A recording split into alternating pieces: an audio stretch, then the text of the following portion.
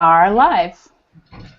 Cool, thank you, Leanna. Greetings, everyone, and welcome to another Educator Innovator Hangout on Air. Today's date is October 27th. Oh my God, October 27th, 2015. Today we have the opportunity to welcome three of some of my favorite people, three educators who are going to be discussing the state of makerspaces today in libraries, museums, community organizations, schools. And we'll be talking about the commonalities and differences in the world of makerspaces. I'm your host. My name is K-Fai Steele. I'm from the National Writing Project. And today our guests are Steve Davee, the Director of Education at MakerEd, Peter Wardrip, Learning Scientist, Children's Museum of Pittsburgh, and Lyndsey Runyan, the Creative Spaces Learning Coordinator at the Multnomah County Public Library. I'd like to let our guests introduce themselves in a little more detail, and let's start on screen left. So for me, that's Lyndsey. Lyndsey, do you want to say a few words about what your role is? Sure. So my title's really confusing. It's Creative Learning Spaces Coordinator. I don't know if anyone else in the world has this title, but basically my job is to look at our spaces in the library system here in Portland and figure out where we can do more creative projects. So we're starting out with a grant that we got from the local Cable Regulatory Commission to build a makerspace in our Rockwood neighborhood. So that is my project right now. We're in the piloting stages where we're doing programming in an interim space while construction is happening right next to us, which is very exciting.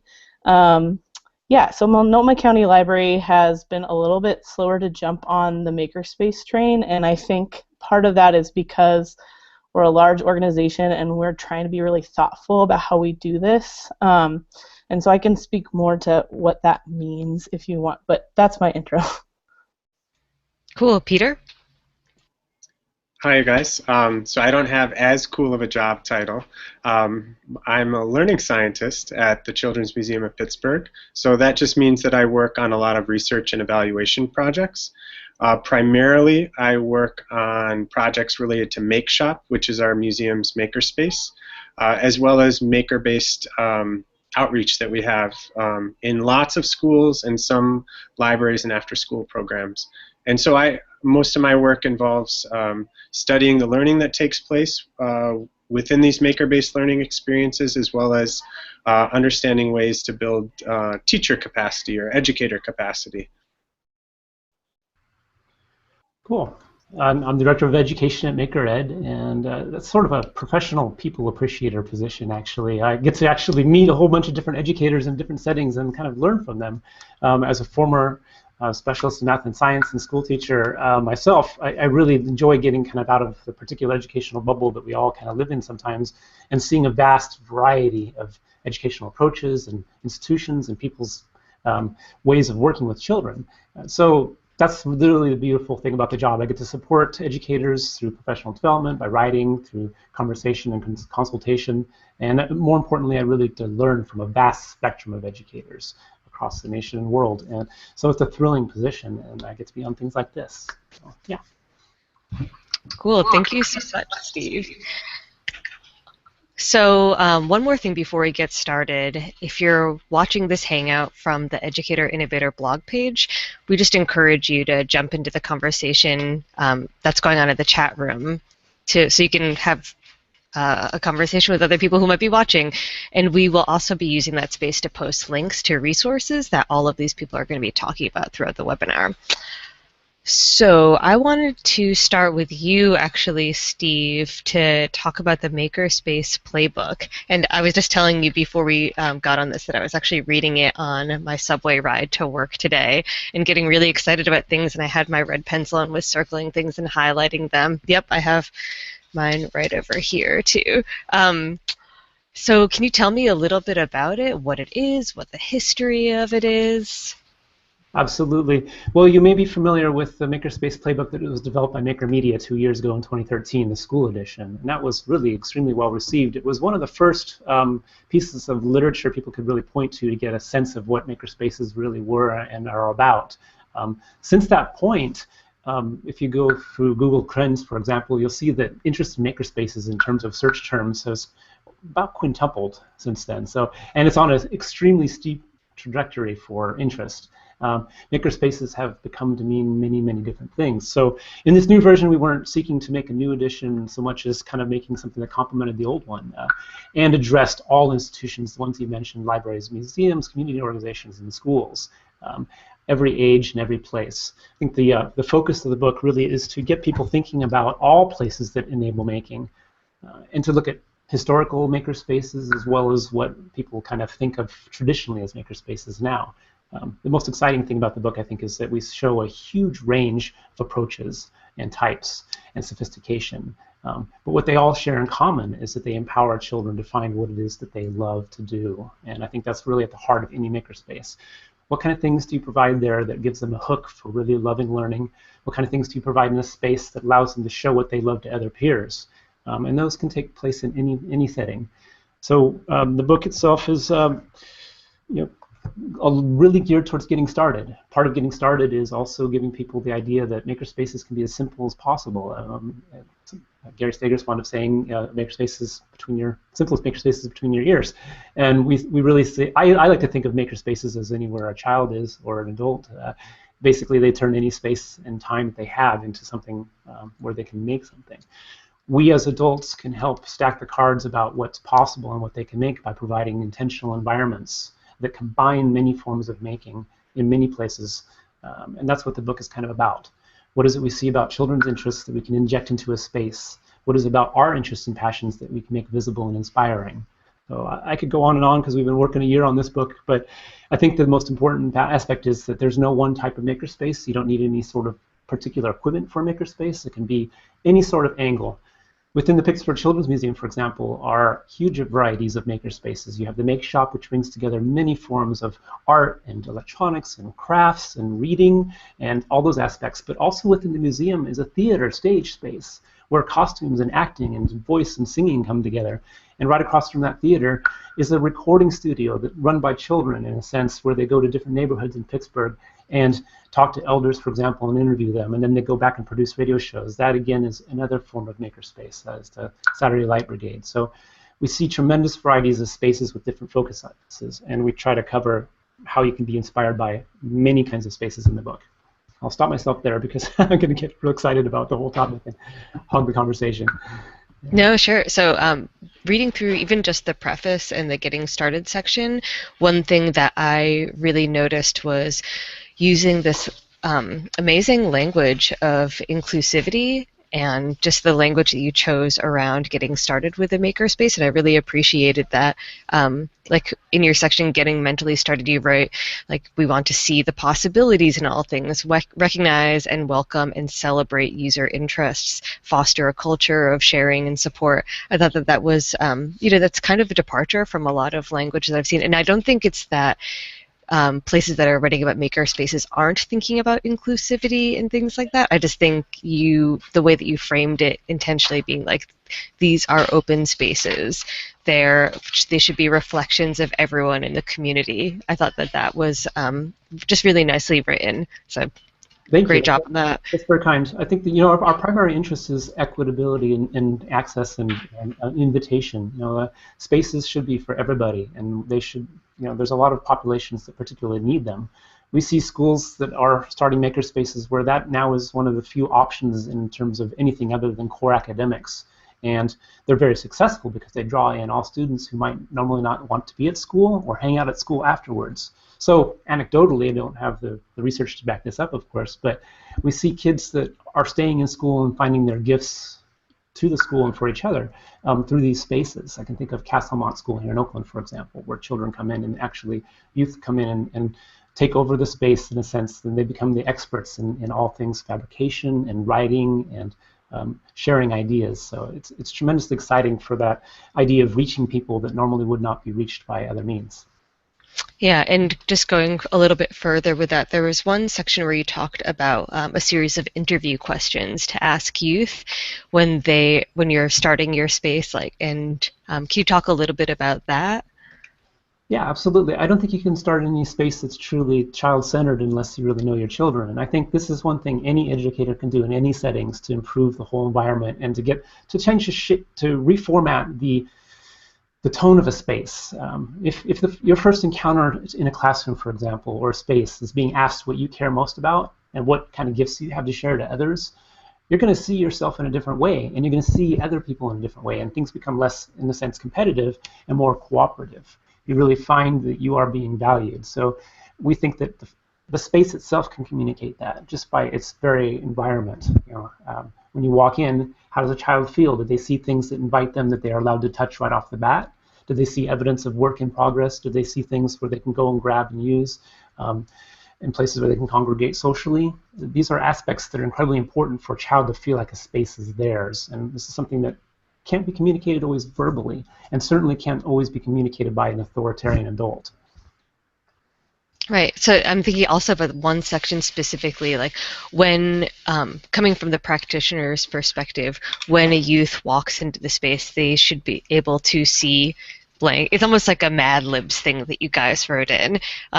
They should be able to see like blank, blank, and blank happening. They should experience blank, blank, and blank. And I love that idea. And I also am wondering what would happen if we gave that Mad Libs idea to youth and had them fill it out. When I walk into the space, I feel blank, blank, and blank, and I experience and I see blank, blank, and blank happening. Awesome. Yeah. Yeah. And the other thing that I was thinking, just like thinking about everything that you're saying, is how much youth agency will also lead to community, but also the sustainability of a makerspace is what I'm hearing from you, and how much youth involvement will be one of the contributors of success in a space. Well, the nice thing is when a child feels comfortable in a space and they're in this zone, this optimal mental state of creativity, that sort of thing is incredibly inspiring for any age and any adult, and especially the people that are in a space. Now, all of us out there that work with youth in any setting know how incredibly draining that can be at times, and how hard the job can get. But we also know how incredibly joyful it is when a child really gets it, or an adult for that matter. In this space, you can create an environment where you're constantly having these beautiful stories to tell, because the child is waking up to their interests and their abilities and their passions. So I think that part of sustaining a place is keeping people happy. And that goes for every educator and every child within it. And the nice thing is those sort of feed each other. Great, thank you so much. So I wanted to ask some questions for Peter as well. So Peter, can you tell me a little bit about the research project you're working on now, this amazing road trip you've taken over the past year, and what you've learned from all of this? Yeah, sure. I'm happy to. So about a year ago, or maybe a little bit longer than a year ago, we started a cooperative agreement project with IMLS, the Institute of Museum and Library Services. The goal of the project was is to develop a framework to support learning in museum and library makerspaces. And I think the thrust of the project was that the IMLS, as a funder for museums and libraries, was getting lots of proposals from libraries and museums to develop makerspaces or maker programs. And they wanted to get a read on what's going on in the field and what are sort of the productive elements that constitute a rich makerspace for learning, actually. And so, and I will say we're really fortunate that as part of this project we have a group of thought partners, we call them, and Steve and Maker Ed is one of them, and we also have Karen and Mike from Exploratorium, from their tinkering studio, Adam Rogers from North Carolina State University Libraries, and Andrea Sains from Chicago Public Library. They sort of provide feedback along the way. They really helped us set a vision for building a framework. And our process for building a framework to support learning in museum and library makerspaces was to, first we sort of looked at the research and the policy publications that were out there. And there weren't a ton of them, but we looked at them to sort of see how makerspace and maker program learning experiences were characterized, and if there had been any sort of empirical support for certain elements. And then we, as you said, we sort of went on a road trip. We visited, my colleague Lisa Brahms and myself got to travel to well over 30 makerspaces in museums and libraries across the country. Sometimes we tried to have them be tied into places where we were going to conferences, and other times we just took straight up trips. So California, North Carolina, the New York area, Chicago area, Tennessee, Arkansas, Oklahoma, Texas, Wisconsin, where I'm from, had to be represented, of course. Lots of places, and so we visited the spaces. We talked to the educators or the program staff. We talked to the learners in the spaces, and these were spaces that served all sorts of learners, anywhere from very young children all the way up to adults. And our goal was really to get what the secret sauce or the key ingredients were for their maker spaces. And even though libraries and museums are very different, and even within libraries you can see a variety of different kinds of libraries, we sort of rested on 3 elements of a framework, and that those would be the purpose. So why a maker space or a maker program? And I should say that I keep saying maker space or maker program. If I happen to say just maker space, keep in mind that it also includes maker program, maker closet, maker cart, whatever you seem to have.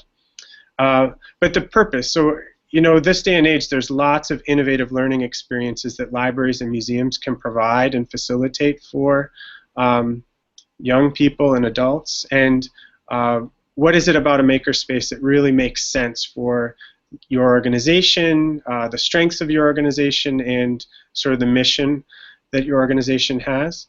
Another component of the framework is to think about the people. So as Steve, I think, mentioned, it's not so much about the stuff. I mean, the stuff is important, but it's really about having people in place to manage and potentially facilitate the makers' learning experiences.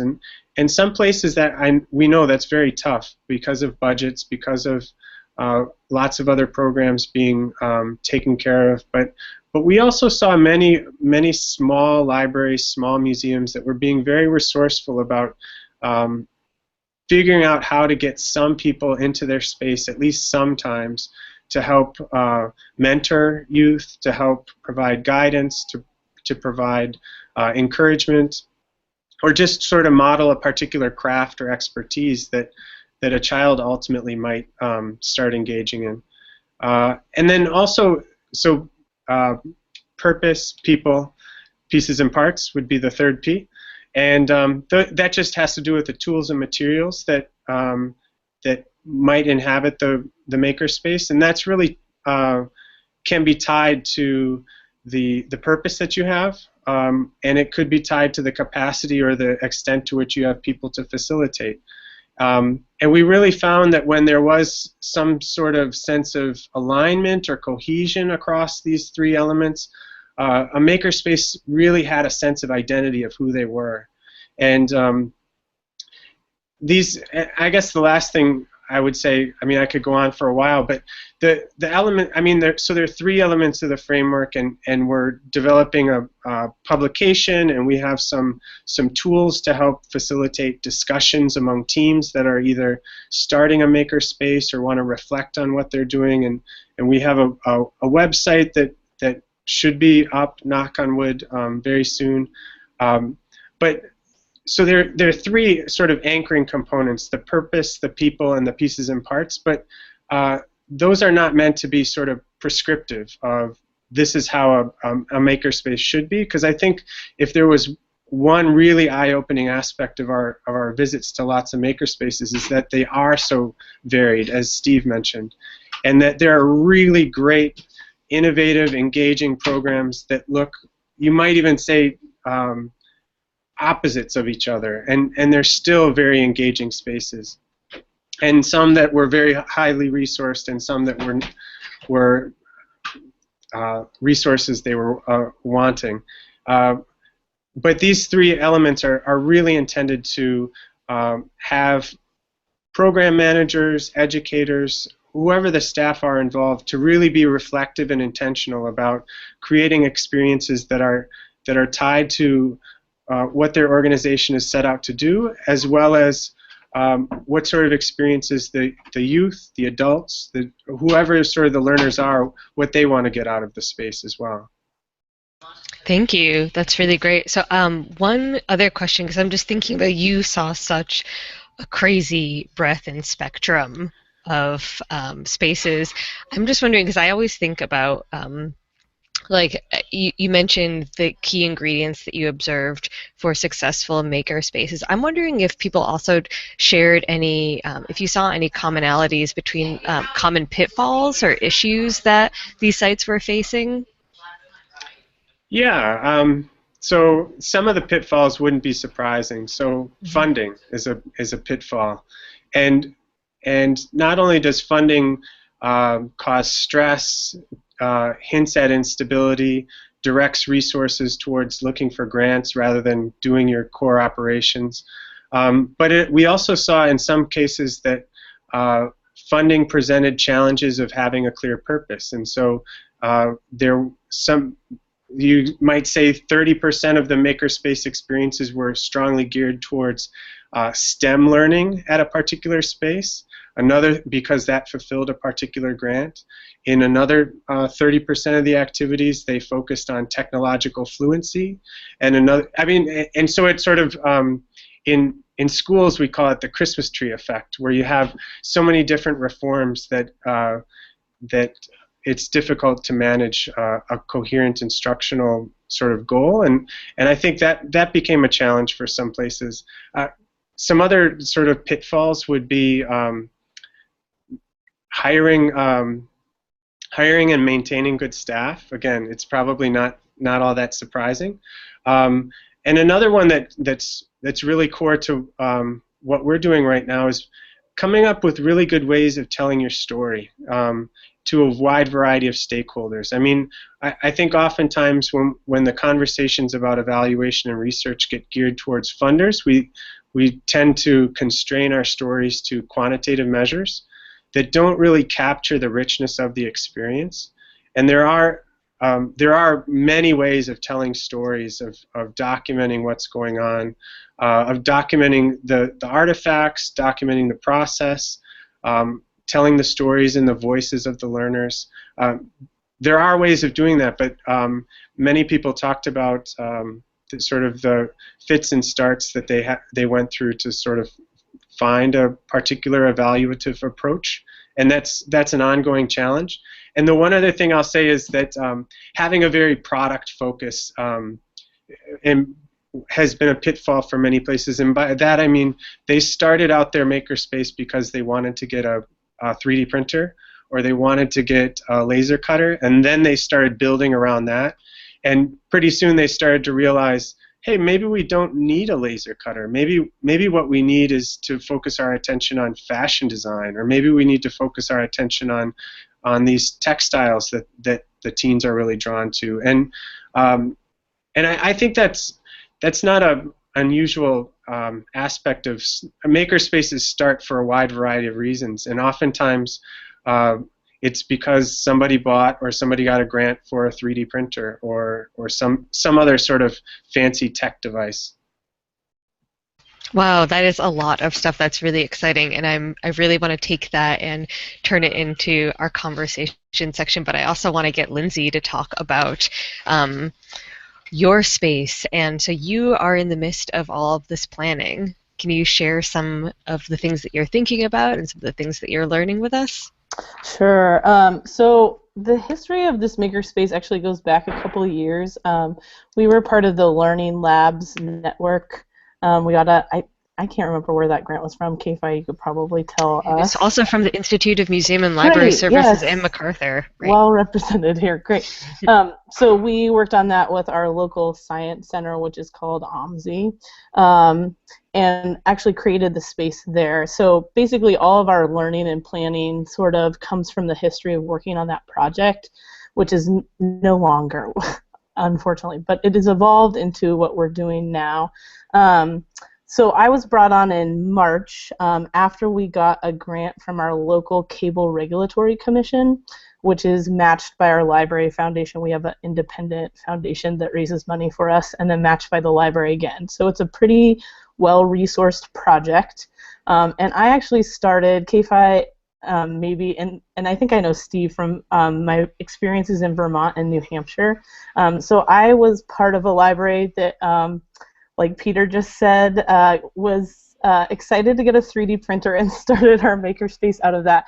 And I can attest that that was maybe not the way to do it, mostly because I think there's so many different kinds of making, and if we had really surveyed our community, I don't know that they would have picked a 3D printer as the first thing that we tried to do. So that is sort of my history, and then I moved to another library who also got a 3D printer. It's like the 3D printers keep following me as a teen services librarian. I'm not really sure why. I think we're all excited about them in libraries, and I think they're really tools that get people really excited. So I think that you can get a crowd that way, but they also have some pitfalls. So I'm excited to be in a makerspace that is sort of open to the diversity of what making can be. And I think it's really cool that we're in an interim space piloting programming right now without having any of those tools. So we're doing a lot with paper circuits and e-textiles and craft projects that incorporate electronics and working with hummingbird robotics kits. I think I said this in my intro, but we're really fortunate to come a little bit later, so we're learning from things like the Makerspace Playbook and Peter's papers with Linda. So I'm reading all of this information and sort of taking that and presenting it to our community and seeing what comes back at us. I think we're really interested in doing library workshops and classes that are for and with teens. I think that's something that is different for libraries. We're actually asking teens what they want to see. I think that part of the Makerspace Playbook is really important, that in order to not tokenize youth, you have to ask them what they want instead of thinking that you know, because actually sometimes it really surprises you what they're interested in and what they're not interested in also. And I think also for us, we're figuring out how to have pathways for leadership for youth in this space. So it's teen-oriented, but we're in a really diverse community. We chose to build our makerspace at one of our branch libraries that is in probably the most underserved part of Portland. It's in East Multnomah County. 75% of folks who come to the library speak a language other than English at home. All of our staff here at the library are bilingual. And it's a population that has never heard of a makerspace before, has any idea what that term is or any of the jargon that we use. So actually it's really interesting because I think that we say makerspace and assume that people know what that is, and they really don't. So I like to call it like, I'm trying to get away from also orienting it to technology, because I think that is also something, it's not just technology, it's like technology plus. So we choose to talk about it as a teen center that's just going to have these tools and hopefully inspire kids to learn outside of school some STEAM skills. But we're actually really interested in inspiring things that libraries already inspire. So none of us are STEAM experts. We bring in some STEAM experts from the community to teach classes, but really what libraries are good at and what we're trying to concentrate on is how do we motivate teens to learn more, how do we inspire their curiosity and creativity, and how do we get them to think critically about what they're doing and what's going on in the world. So yeah, the planning process has been very interesting, and I think for us it's ongoing. The great thing about grants is we get to experiment the whole time and tell them what's working and what's not working. Yeah, so much of that really does seem sort of like your perspective and like the position that you're taking. So I agree, you are in, this is a really great moment for you guys to be building your space. Mm-hmm. It also sounds like I really like what you're saying too about what libraries are good at, and I feel like maybe 1 or 2 years ago when all this makerspaces and library stuff was growing, there was so I sometimes I use the term like goals rush. Or I'm not sure if that's really the right thing. It's just this maybe more like a mad dash towards just trying to get all this technology in your space. And I think a lot of librarians are feeling a lot of pressure to become the people who not only had it all, but knew it all. And so I appreciate what you were saying about like, no, the libraries are good at like helping teens do X, Y, and Z, or connecting teens to X, Y, and Z. So that sounds like it's maybe a lot of also establishing partnerships within the community. Have you started to do that? Yeah, I think that was some of the primary work before I even got here. We had 9 letters of support for our grant, and I think that that came out of relationships that library staff had with organizations in this community. So we have a lot of refugee and resettlement projects here in East Multnomah County, so there is partnerships on that with those kind of organizations as well as youth organizations. I think that's fundamental. We get a lot of our instructors that way. We're lucky enough to have a programming budget, which I know lots of libraries do not have, and I had never had before coming to this library. So I will say that I think sometimes library staff has to do programming in the makerspace, and I think that's okay. And I think you have to forgive yourself and let yourself like learn alongside participants. That's okay. I think I'm with a staff who has never done any of this stuff before, and we're sort of going along this process alongside the youth who have never heard of makerspaces either. And I think that one of the best things that we've been able to do, sort of modeled after what a lot of the YOUmedia sites have done, is have tinkering sessions for staff to work on projects that then we introduce to youth later. So I think that you have to build that into how you structure how the staffing works. I think those staff also need reflection time to talk about like what's scary and what isn't working and what they like and what they hate and who can help them with what. I think, again, we meet twice a month to do this, and I think that's the minimum, honestly. Right, so I wanted to open up this conversation to Peter and Steve also.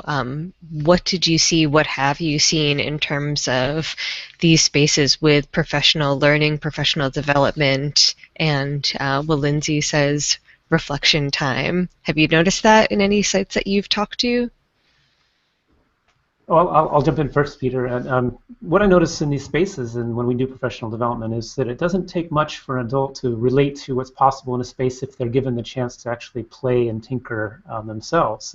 Too often we're not asked to explore open-ended in a tinkering fashion.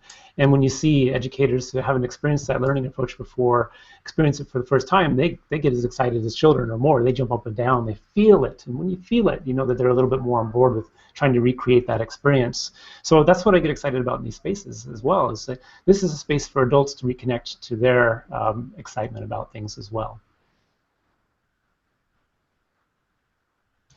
Right, I do think that stuff like professional development, professional learning, not only for library staff but also anybody who would necessarily be in this space, I think is important. Parents, for example, yeah. So parents or guardians, you know. So.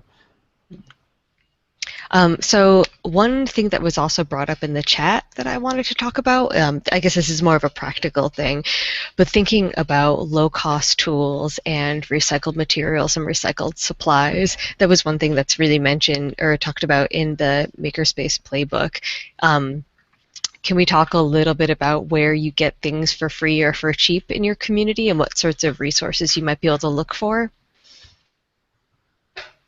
So we partner with an organization called Trash for Peace, which does a lot of recycled craft programs. And when we need something, we can ask them. They usually have some kind of source. So finding people in the community that are already sourcing recycled stuff is good.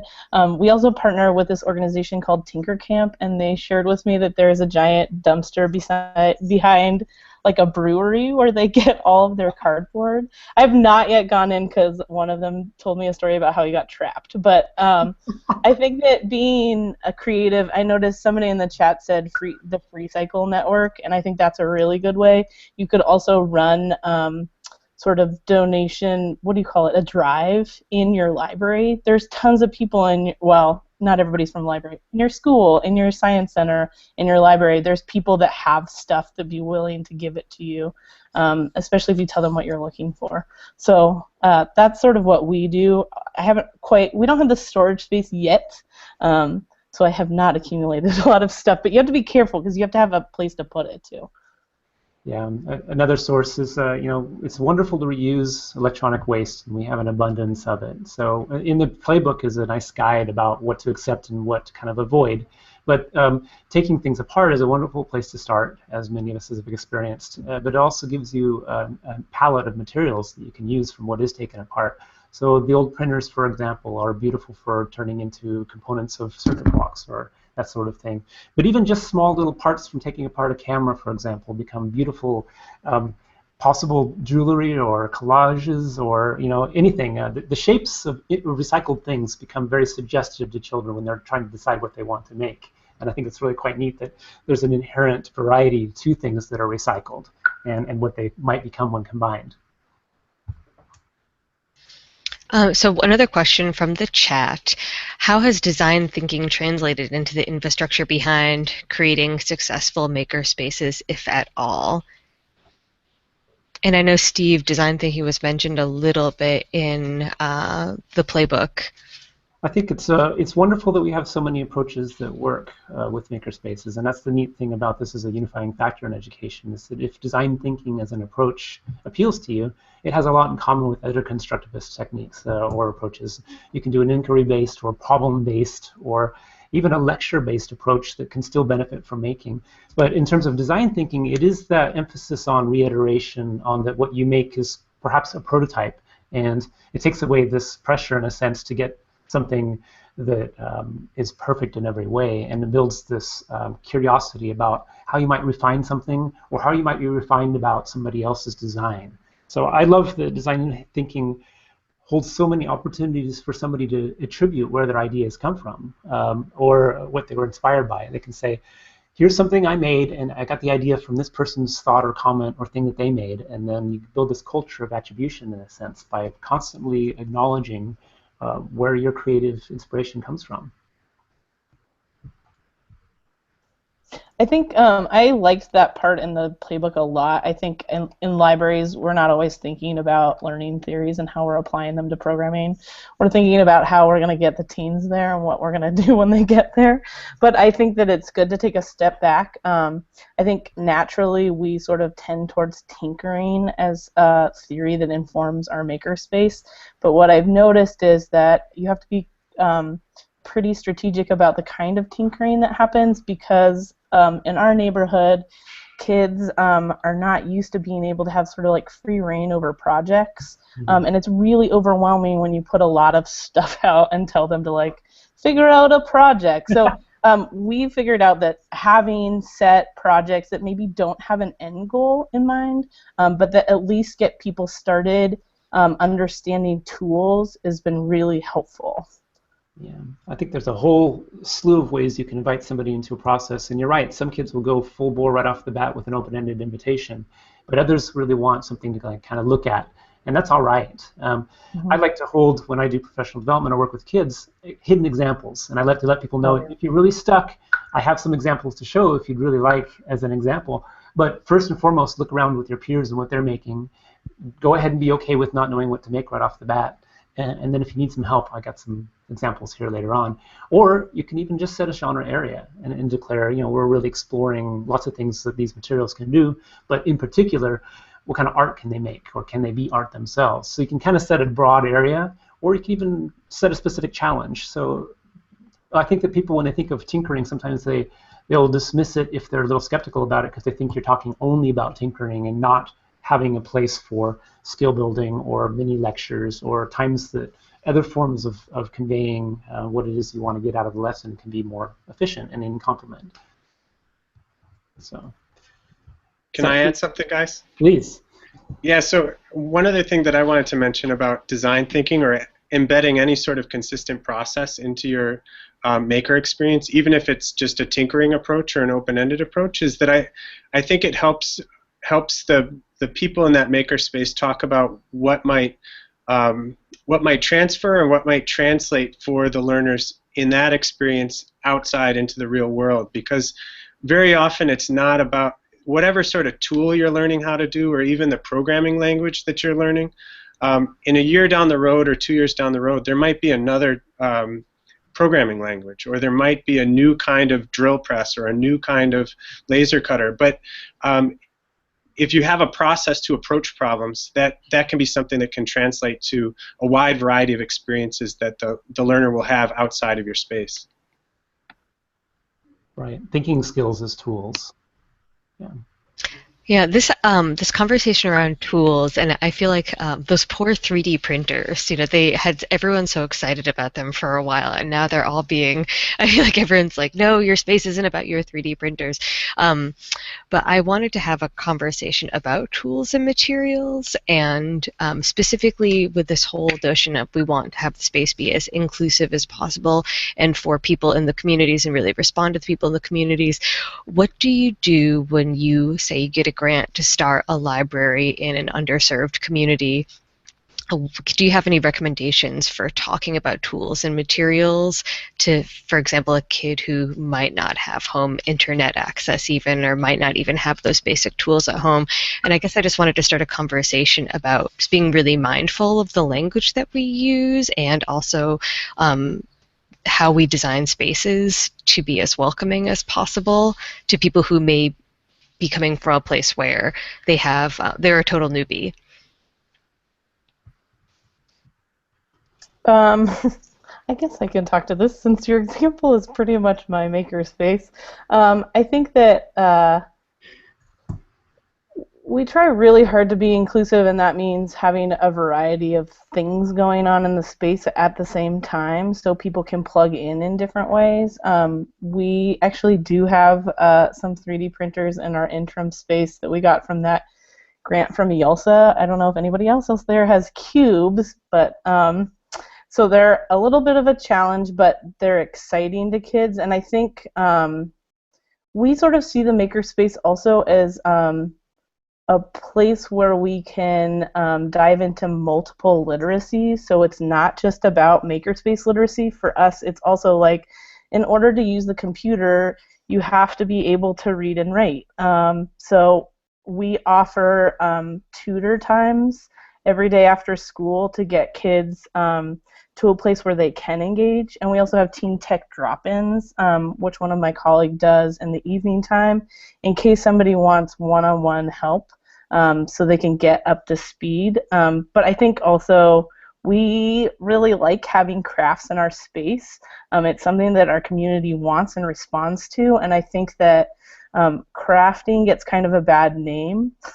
I don't think from everyone, but I think from the traditional, I guess Steve called them traditional maker spaces, like a Make magazine kind of makerspace, doesn't always include crafting, but we found that that makes it inclusive not only of people who are at different levels, but also girls, for example, who don't always feel very welcome in maker spaces. I think that also, something that we do is we're trying really hard not to focus on the tools, but focus on stories or on problems. So we found that that sort of diversifies who's coming to the table. Instead of having a 3D printer program, let's have a program where maybe we design something for the local animal shelter, or you know what I mean? So I think that's another way to think about accessibility in a makerspace. That's what I have to say. I love that you brought up story. I mean, to me, that's kind of at the heart of what children have to offer. They are effortlessly generating stories all the time, personal, whimsical, the whole thing, and they can be contextual to the community. But if you invite storytelling in a space, if you celebrate it, then very quickly you've got a reason for them to be writing and using this beautiful form of technology we call pen and paper, or acting, or telling, or singing, or that sort of, or making a movie or an animation. But that is a beautiful place for any space to start with. What are your stories? How would you like to tell them? What materials would you like to tell them with? And why? Is it for fun, for entertainment, or is it to kind of let people know more about yourself or your community, or is it to help solve a problem or bring about greater awareness?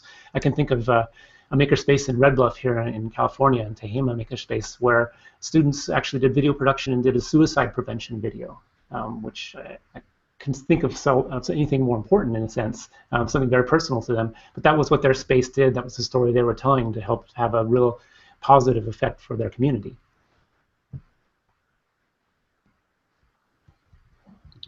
I don't know if I have anything all that wise to add to what they said, but I will say a tension that we notice is that as much as we want, and libraries that we've seen, as much as they want to sort of incorporate the views and the interests of their patrons, their community members, there's still a tension of providing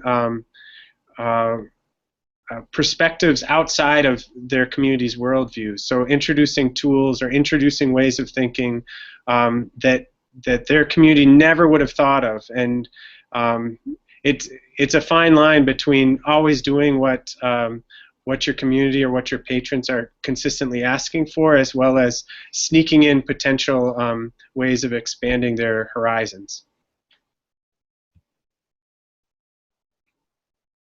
I think that's a great point. Go ahead, Steve. Yeah. I was just going to say, makerspaces are a beautiful hub for discovering the talent in your community. Most people's communities are far more diverse than they know, because so much awesome stuff goes on behind the scenes. I'm continually finding new things in Oakland, for example, that I never knew existed, and it takes places like makerspaces that might bring them together or bring them to awareness, or like a mini maker fair, for example. That this past weekend we had a mini maker fair, an East Bay Maker Fair, and I was enthralled with what I saw children drawn to, including choir, synthesizers, obviously robotics and things like that, but also really low-tech crafts and motion and dance forms, things like that. There are little pockets of creativity all over the place that makerspaces can help seek out and shine a light on, so that people see their community as broadly as they really are, and then look beyond as well. I think that's a fantastic point, that you can have that makerspace as conduit to the wider world in a sense.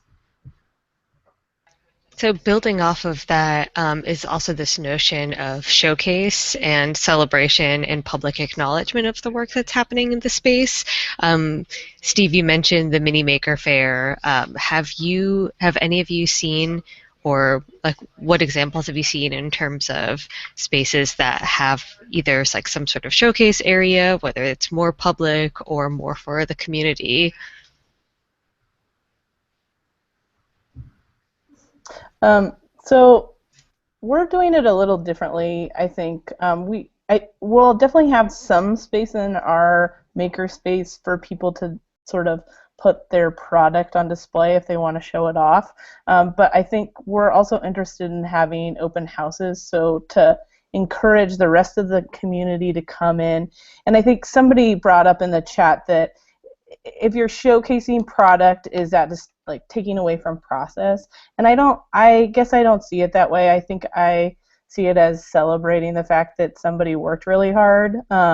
And I actually don't care if it looks like a pile of strings from the 3D printer, if they want to show off how they got to that place and share that out and talk about failure and how that happened. I think for us, we're creating a safe place for people to try and maybe fail. And that to me is as important to show off in an open house or a showcase as like the very nice put together products, if that makes sense. So I don't know. I think it can be bigger than just showing off the end result. But I think you have to structure it that way. Absolutely, and I think the things that are most enticing sometimes at exhibitions that I've seen, whether they're maker fairs or a competition, sometimes the most interesting thing becomes the thing that doesn't work perfectly. You see this little window into what it took to get it to work, or it's so common at maker fairs, for example, to see people struggling and working and repairing constantly what it is that they brought. So in a sense, or they're on the spot making, and that really draws people in. It is so much less about the product than the whole process, as mentioned many times here. And not necessarily that it speaks to showing off to the public, but one thing we've noticed working with schools and libraries in particular is that having the conversation about whether to have a dedicated space or not, that having a dedicated space often gives you an opportunity to have projects that are sort of out, and the learners or the visitors are sort of engaged in them on an ongoing basis, and so people who come into the space can sort of see the process sort of real up on the walls or on shelves or something like that. And when you don't have a space, that's harder to come by to see that sort of process element. I think that's an element of a dedicated makerspace that can be brought into any environment. So you can certainly have projects in process on the walls of classrooms, or in the hallways of schools, or in the corridors of a library, or in the corners of museums. So I think there are elements of all these spaces that can be kind of mixed and matched a little bit. There's certainly a huge amount of value in having a dedicated space where that all becomes very visible and very easy to discover. But I think that for those that don't have a dedicated space, I want you all to think of what it is you can take any space that you have and make the learning more visible, and projects that are in process more visible, and invitations towards making more visible. And that helps to develop the makerspace in every place. I think something else to think about is that not all products are physical, so having a digital place where people can showcase, like we do a lot of game development in our space right now, and I think having a space to share that off on the web that's safe for youth is good. I think Art Labs Plus and the Hirshhorner, I can't ever remember what the museum's called, but they do a really good job of having a digital showcase. So I was hoping to take the last few minutes and talk about something that Peter had brought up earlier, which is this notion of storytelling as evaluation. And I just wanted to see what you all thought about this, any ideas that you might have. I feel like I've been following Peter around to different conferences across the United States and haranguing him from the audience about questions about evaluation. Sorry about that, Peter.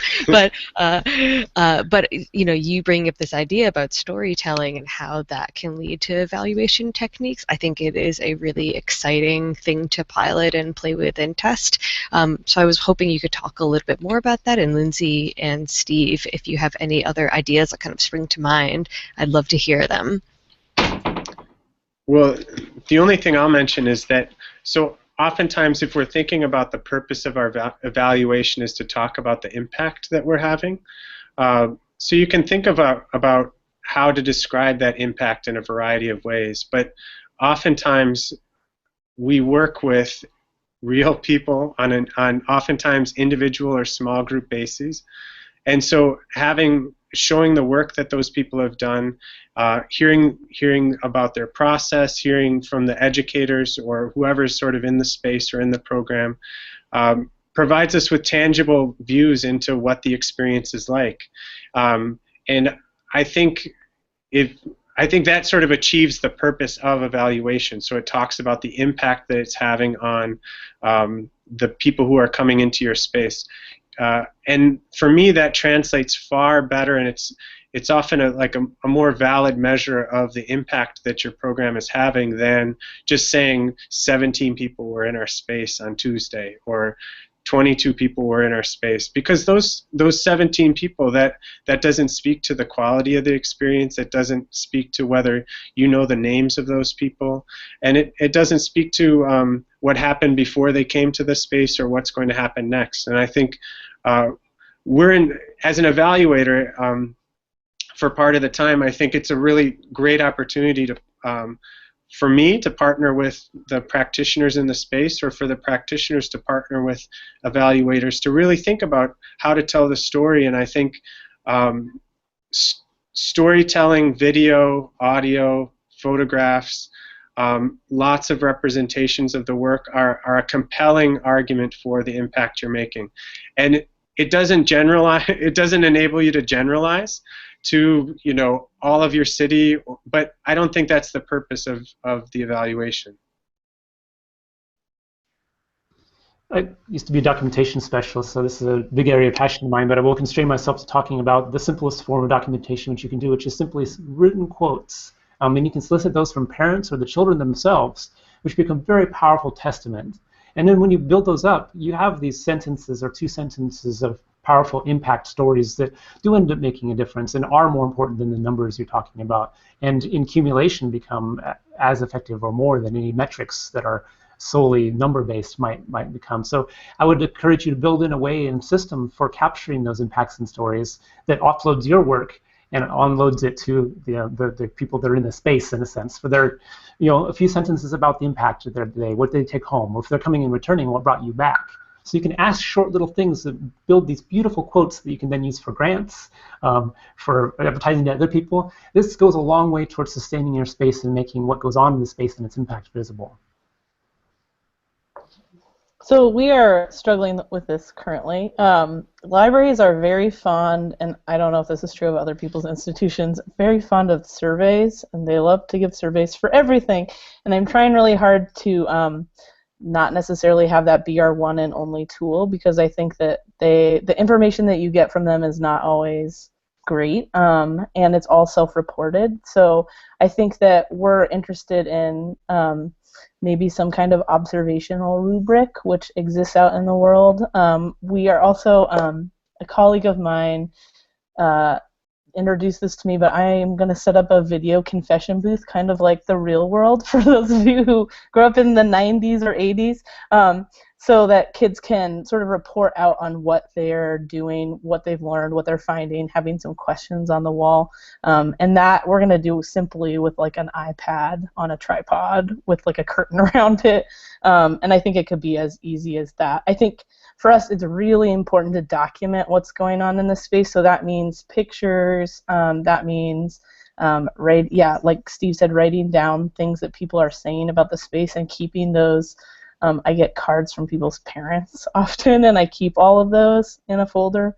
So I think that's all very important. And I actually, going way back, Peter was talking about outcomes should be more than just what your grantors want to know or whoever's funding you. And I think that's true. Like, we need to get better about telling our story to the world, because we have a tremendous impact, as much as formal education, and I think informal institutions need to get better about telling that story. I think that if I were to take a quote from that, it would be, your outcomes are greater than what your grants require. Your impact is greater than what your grants require.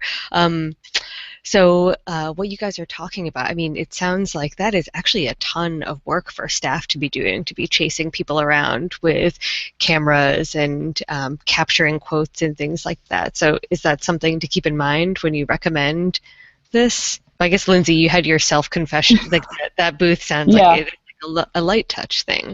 I think something that we're trying also is not collecting, like not saying you need to collect this every time, but having a particular time in which we collect it. So we know we need information for a report that we're doing. We're going to concentrate 1 week on getting good stories and actually talking to people about what the impacts have been. So I think having a limited time to do evaluation is also important, and something that we're trying to be better at libraries, not collecting every single piece of information.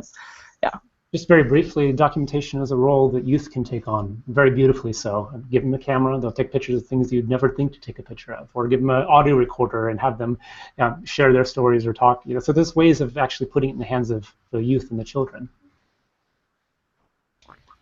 Great. Thank you so much for joining us. This has been a really awesome conversation. The hour really flew by. I feel like we could talk more and more about this, and hopefully this is going to be the beginning of many more rich conversations like this. But thank you for sharing this hour with us and with everyone who's watching.